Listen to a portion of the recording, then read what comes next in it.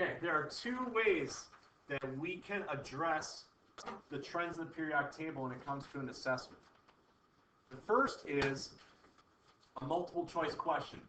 Which element has a higher atomic radius, a lower ionization energy, stuff like that. So what I want to start off with our notes on is, on this periodic table, let's talk about the three trends quick and make sure we have the right, does it increase, decrease. So, atomic radius. As you go down a group, what happens to the atomic radius? Does it increase or decrease? Increase. So, increase.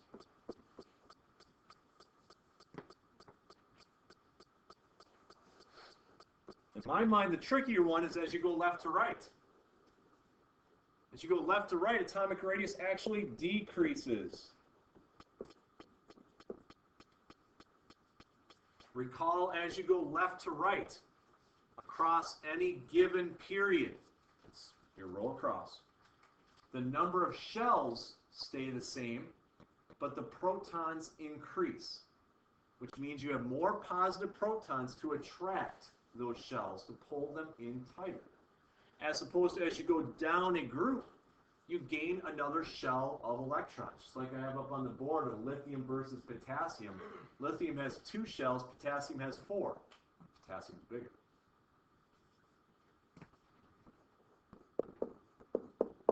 Ionization energy. As you go down, ionization energy decreases.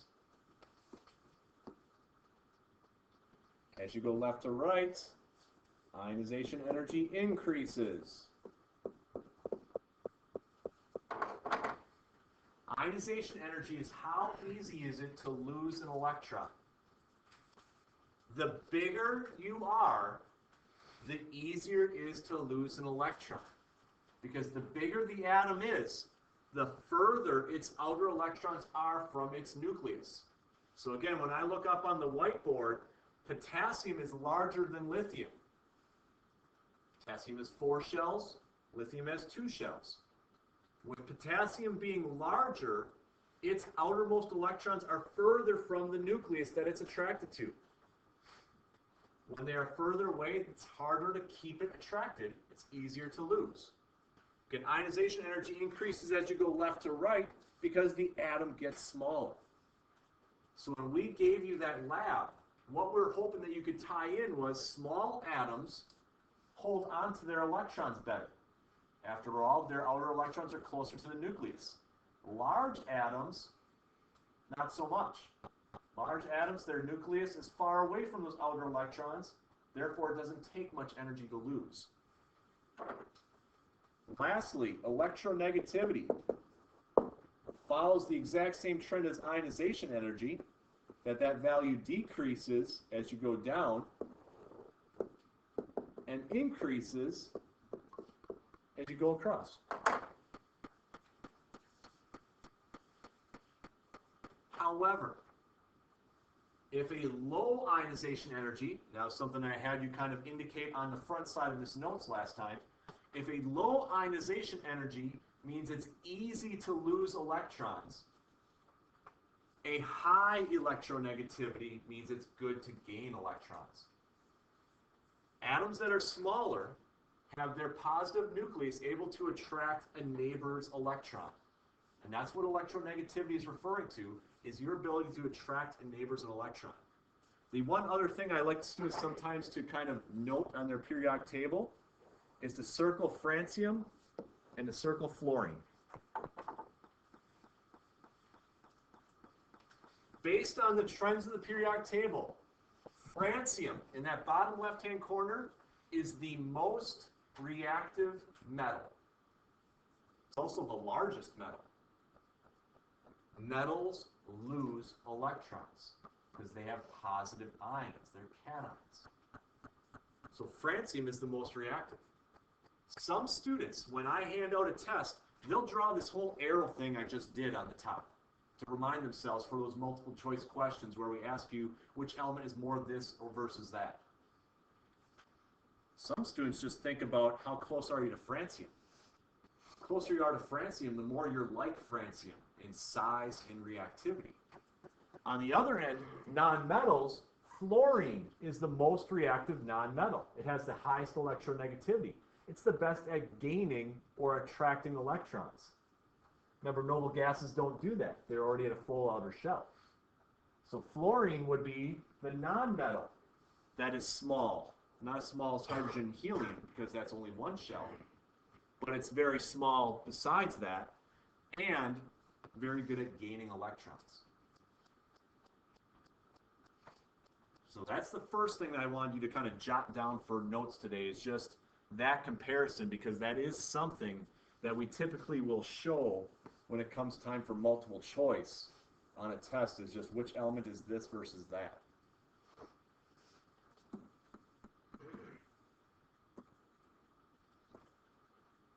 So these tables here are meant to kind of put together what I just talked about then. If you have a small atomic radius, that means you would have a high ionization energy.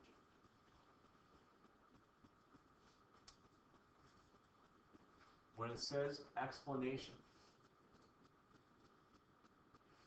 outer electrons are closer to the nucleus. Therefore, there's a lot of attraction to overcome.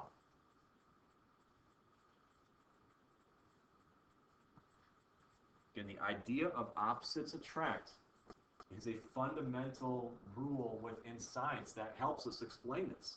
If you had two magnets that were close to each other, it might be hard to pull them apart. But if they were really far away, it's easy to pull them apart. Heck, if we don't like magnets, let's talk about high schoolers and their relationships at times. If you have at a high school dance two people that are really close together at a high school dance, it might be hard for a chaperone to pull them apart because things are getting a little beyond PG. But if they're dancing like this with each other with butts out because, you know, sure, I'll dance with you, but I'm not really comfortable dancing with you, it'd be easy to separate them because they're not as close together. When you have a small atomic radius, that means those positive protons are close to those negative electrons. It's hard to lose it then. On the flip side, a large atomic radius would have a low ionization energy because now they're far apart. And if the positive protons and the negative electrons are far from each other, it'd be easier to lose because there's not as much attraction. Same thing can be said for electronegativity. A smaller atomic radius would give you a high electronegativity. Remember, electronegativity is how well you can attract another's electron.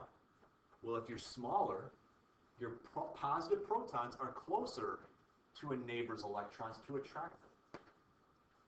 As opposed to a larger atomic radius, which would be a low electronegativity, that would be because the larger you are, your nucleus is further away from a neighbor's electron. Harder to attract.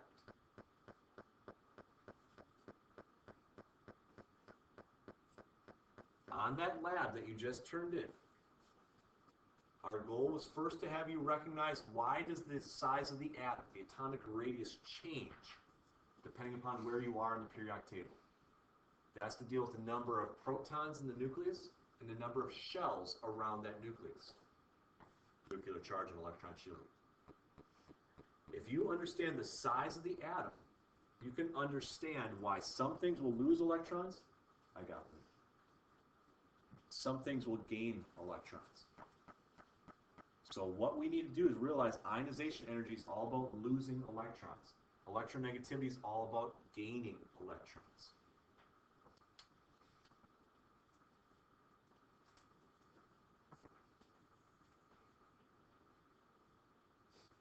Remember, we have two types of elements, metals and nonmetals. Metals typically lose electrons, right? They're cations. Nonmetals typically gain electrons. They're anions. Why don't you, on your own, take about 30 seconds to see if you can fill out then this table, and then I'll go over it with you, just to make sure we're all on the same page. But really, that's the point of these post-lab notes today. I've given you background information over the past few weeks about positive protons in the nucleus, and in particular, electrons surrounding the nucleus. Last class, I gave you definitions of nuclear charge, electron shielding, atomic radius, ionization energy, electronegativity. Your goal last class was to start to make these connections between topics. That is what chemistry is. First unit chemistry was fun. We were in the lab doing a lot of just measuring and whatnot. And we'll definitely get into the lab later on in the year. But we have to understand what's happening at the atomic level to truly understand chemistry. And making connections is a big part of that.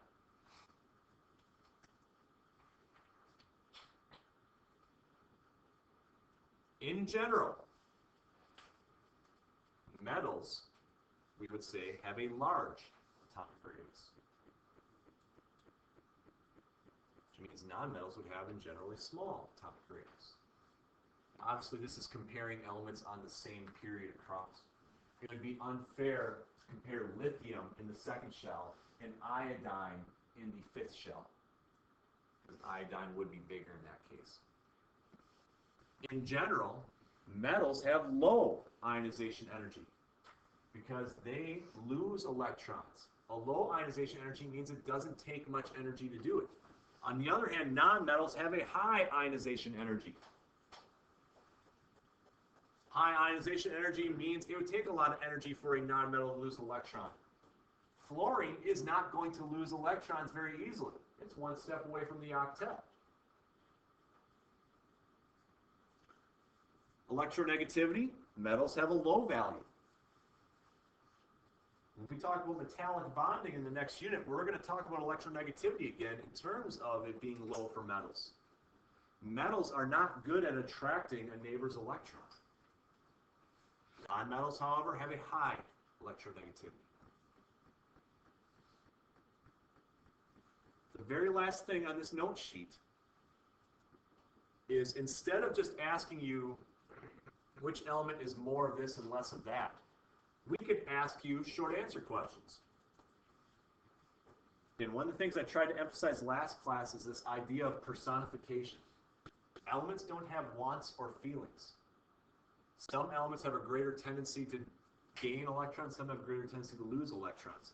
When we look at this first statement here at the bottom, it says, it's incorrect to say that alkali metals want to lose one electron. Use one of the trends to correctly explain why alkali metals tend to lose one electron. This ties in families of the periodic table. That's identification you need to know. Alkali metals, excluding hydrogen, are the first column of the periodic table. Which trend references losing electrons? Ionization energy or electronegativity? Ionization energy. So if I were to answer question number one, use one of the trends to explain why alkali metals tend to lose one electron, I would say that alkali metals have low ionization energies. Therefore, it's easy for them to lose an electron. They can't attract their own stuff very well. On the flip side, the last question here says it's incorrect to say that halogens want to gain one electron. Again, there's no want. Use one of the trends to correctly explain why halogens tend to gain one electron. Well, which trend deals with halogens gaining, or anything gaining? Electronegativity. Nonmetals, and halogens are a nonmetal, have a high electronegativity. That means that they have a greater tendency to gain electrons.